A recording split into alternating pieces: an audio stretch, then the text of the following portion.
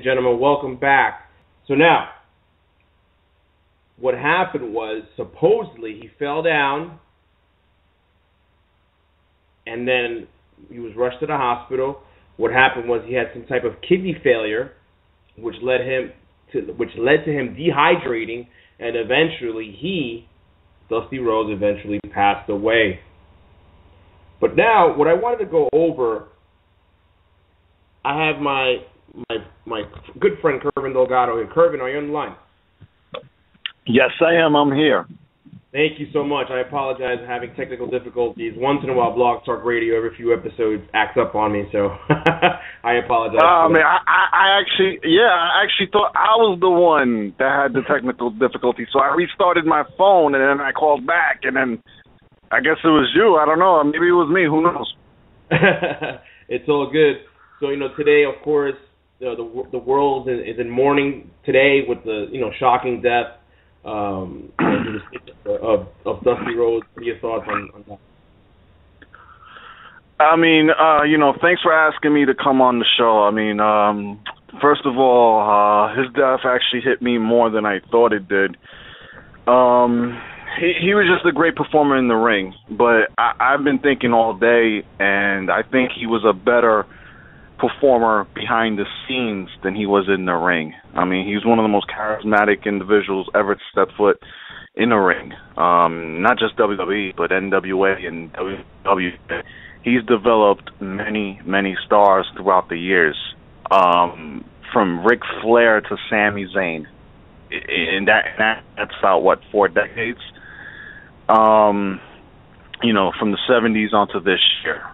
He was the one that, for the people who listen to your show, Jairo, that weren't young, that are not old enough to know who he was in the ring, he was the guy that brought up the idea to Husky Harris to have a Bray Wyatt type of a character, right. Which Bray Wyatt is probably the next big star in the WWE.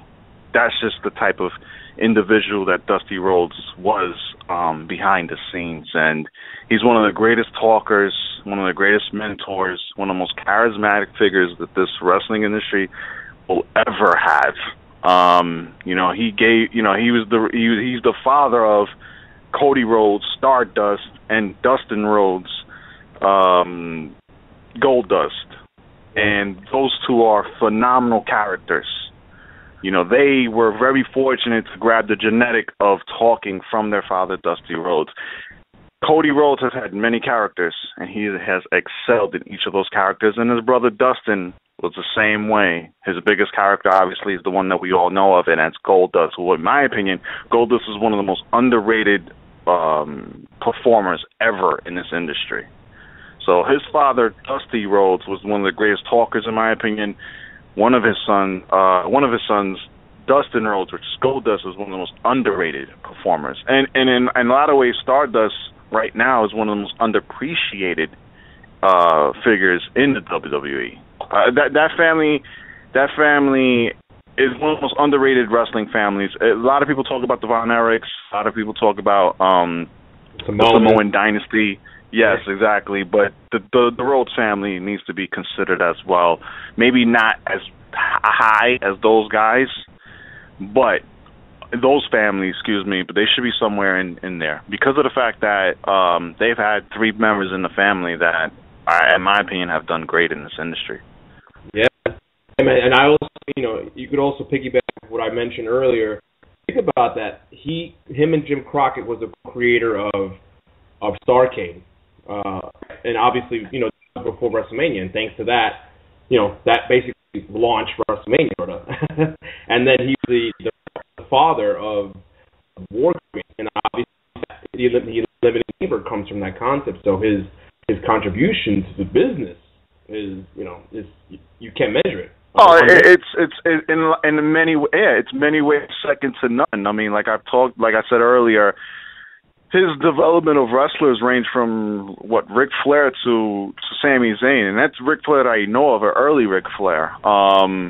He probably developed wrestlers before that, and for those who don't know, Starrcade was WCW's version of WrestleMania. That was their flagship pay-per-view, and those Starrcade days with with the Sting, Lex Luger, Ric Flair, the Horsemen, the Road Warriors, Nikita Koloff.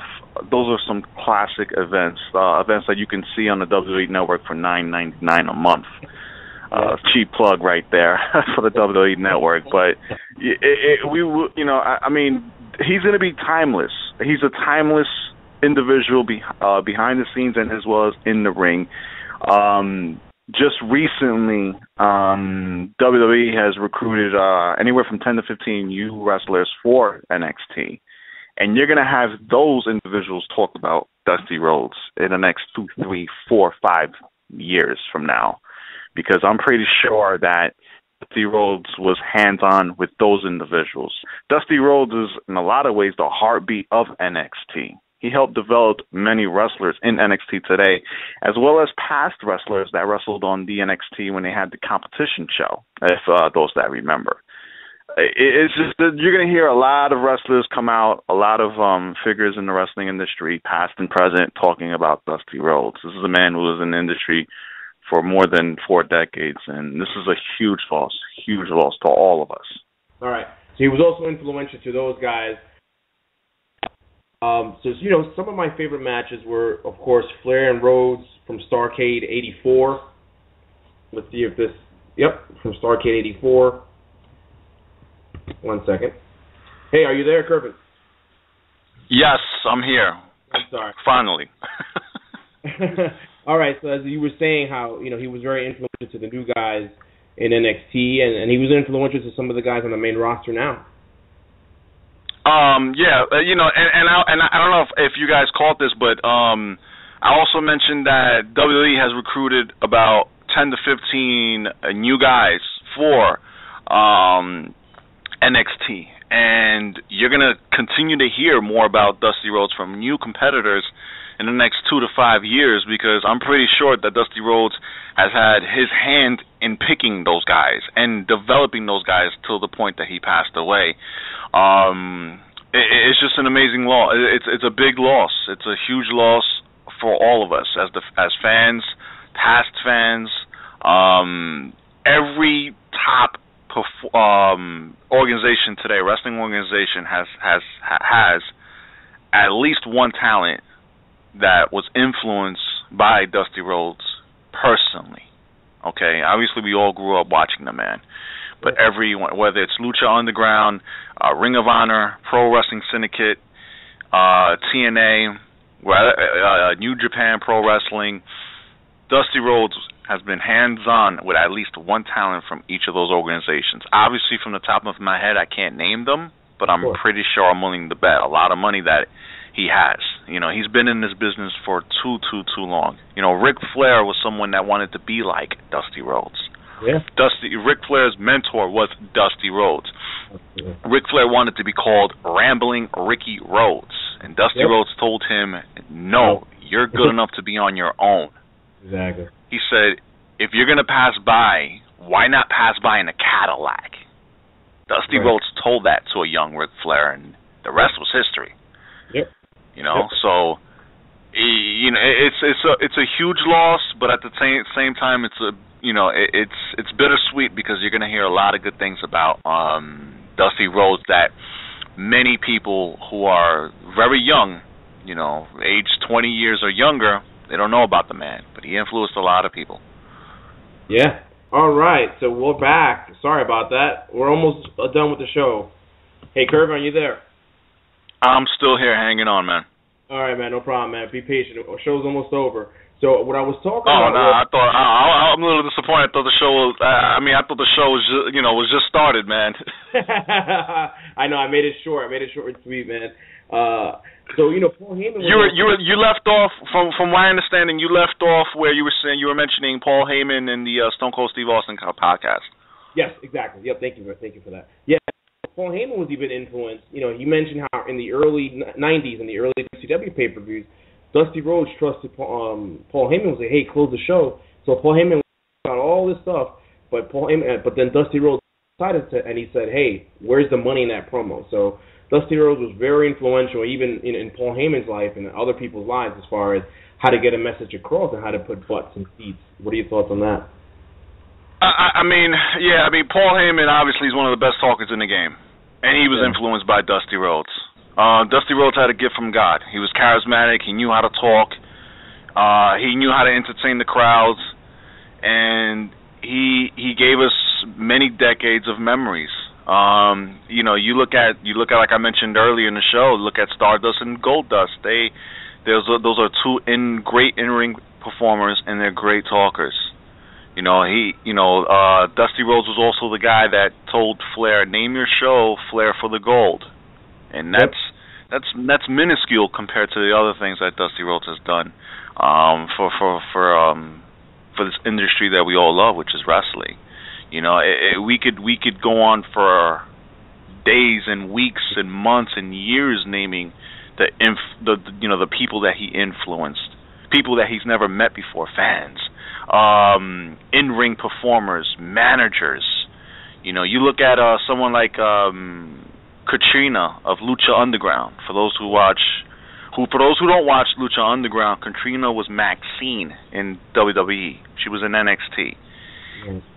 Her biggest influence was Dusty Rhodes. Dusty Rhodes was the one that told her, "You can do this. I believe in you."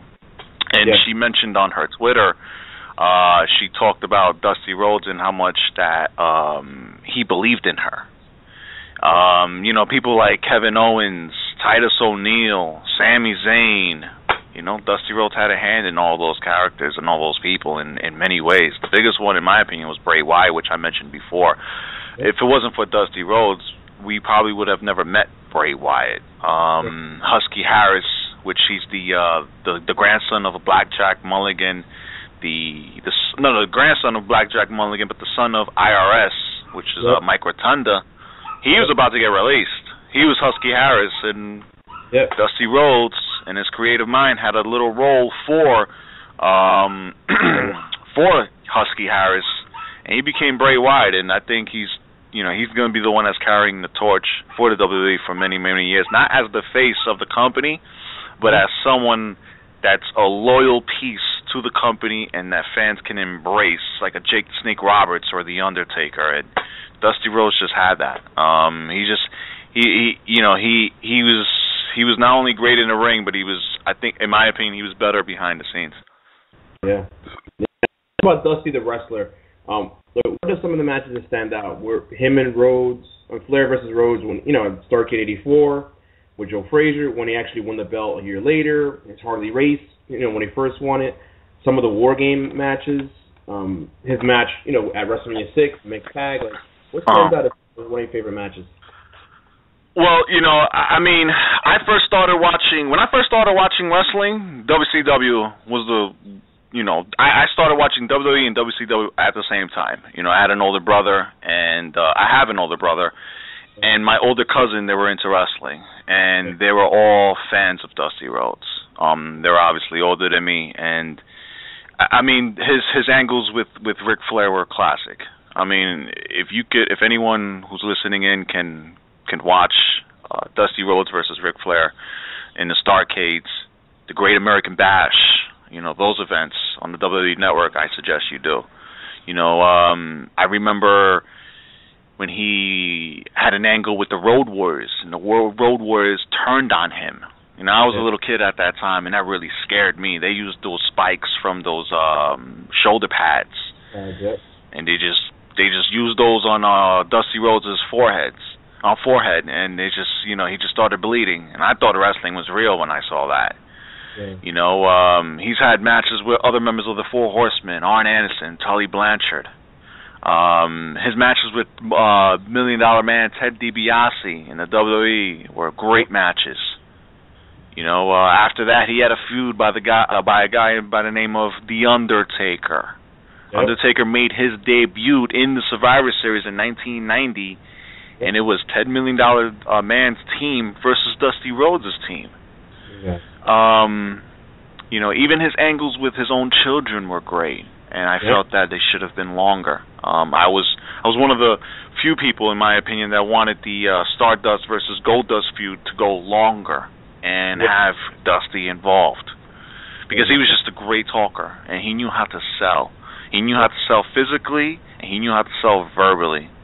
Any other matches that I can think of? Especially like the Road Warriors and Keela Koloff, Dusty Rhodes, and Paul Ellering. This is like the first one ever. They beat the Four Horsemen: Flair, Arn, Lex Luger, Tully Blanchard, and J.J. Dillon. I don't know if you remember that. That was a great match. Do you remember that a little bit? Oh, I definitely remember that. Those were some of the first couple of years of me being a wrestling fan, and it's not War Games unless Ric Flair and Dusty Rhodes were involved. Like you said, Dusty Rhodes had a lot to do with creating War Games, and he was a fixture in it. He was someone that you wanted him to be in it, along with Flair, because they just knew each other so well in the ring, on the microphone, and they knew how to carry an angle. They knew how to tell a story. You can close your eyes, and hear these men talk, and they will paint you a picture. And the picture will just be as vivid as watching it on TV. Yep. And which is an art that we struggle today, but that's a different conversation for different days. It's an art that we struggle today. It's an art that many wrestlers struggle with today. But Dusty Rhodes, he was a man that helped you build that art. He helped you make that art and make it alive. And he did that for a lot of wrestlers. One is Bray Wyatt, obviously, his own children, people that I can, I'll be here all day naming. Sami Zayn was one, and he had a gift from God, and we were very fortunate as wrestling fans to be blessed to witness it. As far as his promos, any promos that stand out? The one that stands out to me is that Hard Times, because it was a with you took the words right out of my mouth. I specifically posted that on my Facebook and as well as on my Instagram because that promo was in 1985, and that promo, in my opinion, is timeless. He talks about a man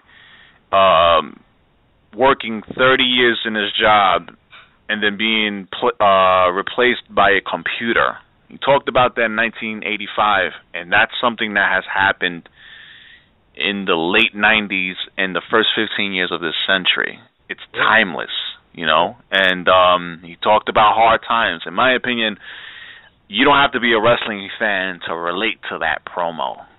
You have to be a hard-working individual, working your 9 to 5, 7 to 7, whatever it may be, to put food on top of your children's plates, to put food on top of your plate, to pay for the light and gas bill, to pay for your telephone bill. It's self-explanatory, hard times, and that's the promo that sticks out to me. There were a lot of other promos that sticks out to me, but that was the biggest and best promo that I think he's ever had. Article you should check out. Googled it, the Bleacher Report, like Dusty Rhodes' top 10 promos.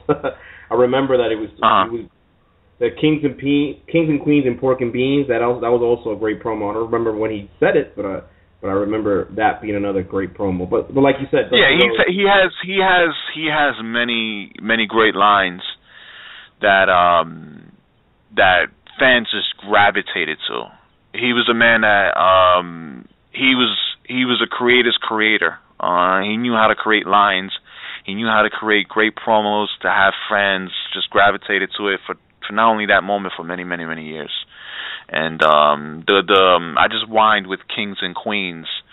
A line that he used at the Hall of Fame ceremony, if I'm right, in 2007, really stood out to me. It's a line that I use for some people. You're great at making lines in professional wrestling when you're reciting those lines outside of wrestling. And Dusty Rhodes was one of the great ones for that to happen. Obviously we all know about the Ric Flairs, the Rocks, Stone Cold Steve Austins, but Dusty Rhodes in the 80s and 90s was that type of a guy, and we're gonna miss him. We're gonna miss him. Yeah, man. Any final words, final comments, to the wrestling fans? As far as recommendations for the network, like any matches you think they should watch? We have 2 minutes. Recommendations: Dusty Rhodes Starrcade, Dusty Rhodes Great American Bash, Dusty Rhodes Clash of Champions, those are things you can recommend.